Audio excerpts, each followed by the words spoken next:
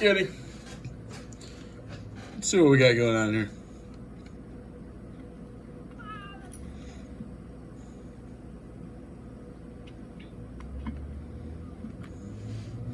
I mean, first things first, I like the wrap you have in power position. Really well wrapped.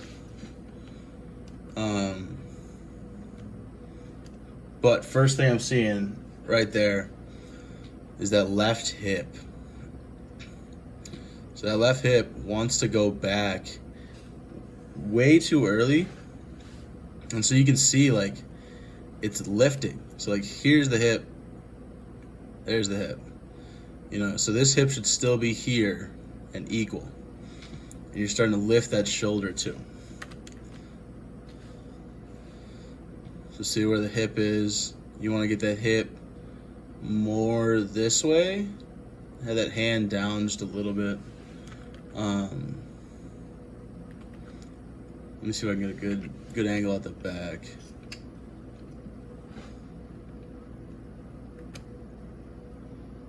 Yeah, so I mean, right out the back, you see, here's the foot, here's the knee, here's your hip.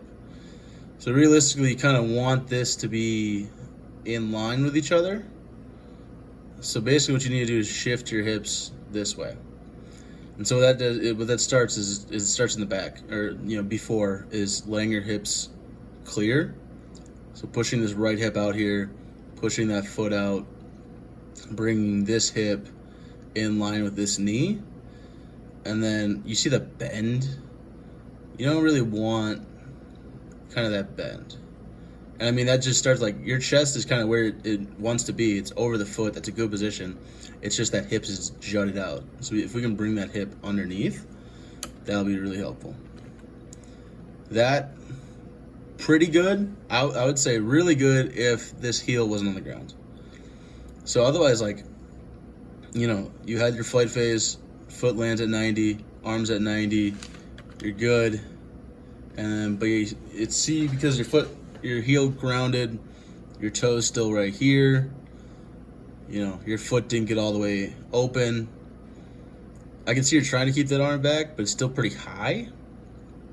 And what I'm seeing is your tendencies as a glider carrying over, and it's not the best tendencies.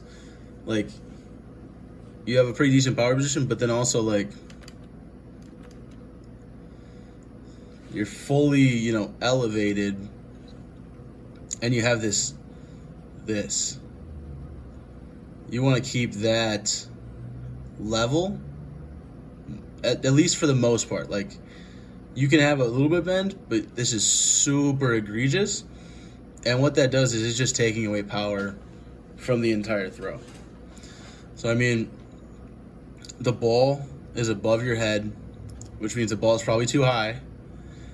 And, like, hip, you're inside here, outside of this foot. You know, it's not working together, is the best way to put it. Is like you have a bunch of good parts that are working separately, but not together. Yep, and then, yeah, just shots too high. I mean, Logan has the same issue right now. Or he had the same, he did well today, but he had the same issue last week that we talked about, was that the ball is just too high, so you're not really pushing with this chain, you know, against the ball. And so that's why sometimes it doesn't go as far as, like, a good throw, is because you're not waiting on the ball and then getting that push, because the ball is outside of your body. So if you can keep that ball, you know, below the eyes or equal with the eyes, you can really get a good push on that. Yep, and then, I mean, you can see it right here, first stop, you know, that left hip is already going back towards the sector, and everything else wants to follow it and bully through the circle rather than being long and out here. And this is a really, you know, good example of a bad thing of, like, look at where your hip is in line in relation to your foot. So, like, chest is a good position, foot's in a great position, knees in a great position, but that hip is so far over here that it's going to cause you to either land deep over here like Riley does, or you're going to land so heavy here that your heel comes down. Second option, you know? So, I mean, if you can work on getting hip over here and then coming in on the toe more, because I think what's happening is you're so heavy in this direction that you end up having to hit your heel just to stabilize yourself in the middle. And I mean, you can see like your shoulder, like you already want to pull, and this left foot's barely cleared. So yeah, like here, you just gotta wait. Just be more patient. And like you strike the hell out of it, but also like arms a straight angle. You know, you're kind of having that basketball finish. So you can see your fingers right here. Like those are the last things that are touching it, but look at the angle. Like you're straight up and down. So realistically, the muscles that are pushing on it stop at the elbow. You know, you're only pushing with those forearm muscles. You're not allowing yourself to use your tricep, use your right oblique muscles to push against the shot. But reverse is great. I like the reverse. You know, like where you're landing in terms of the reverse, like don't worry about that. Like you're like, boom, you're right down the middle. You're applying that right side to the middle. I think biggest thing is getting that hip over, and then, you know, a cue to look at in videos if you're recording straight on like this is my hip getting, you know, in line with my knee and my toe out the back, and then where is your hand in pushing on the shot at the finish? So like, is your hand above your head, or is your hand in line with your eyes? And are you pushing? Because remember, like the thing I talked to Logan about was optimal release angle is 43 degrees, because it's normally 45, but you're throwing from, you know, 6 feet, 5.5 feet above the ground, so it's realistically 43 degrees.